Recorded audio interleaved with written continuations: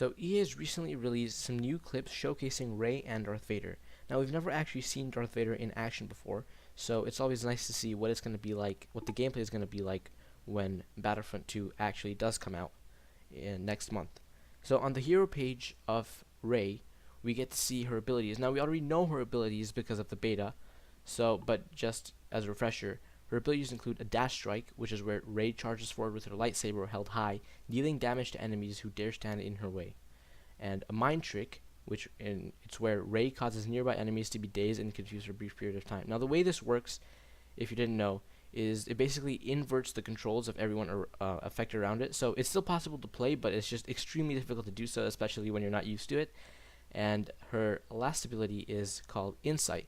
It's where Rey takes a moment to deeply sense her surroundings, revealing and highlighting all nearby enemies. So this is basically like a scanner pulse. And on Darth Vader's hero page, his abilities include a focused rage, which is where Darth Vader deals more damage and can absorb more punishment, and a saber throw and a force choke. Now both of these are the same as the previous Battlefront, the one released in 2015, which is where the saber throw is where Vader hurls his lightsaber at enemies, and the force choke is where Vader uses his iconic force choke to lift, damage, and drop enemies. And here are the two clips that were recently released by EA. First Rey, and then Darth Vader.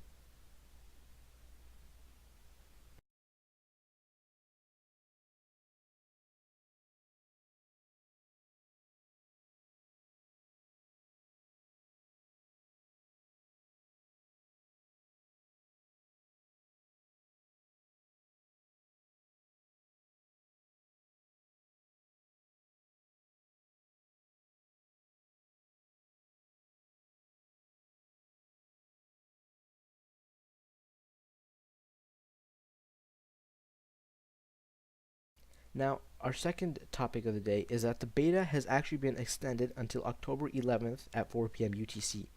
Now, while there's no actual confirmation from the EA Star Wars Twitter or Instagram or any of that, it is listed on the web page for the Star Wars Battlefront 2 beta that it's been extended.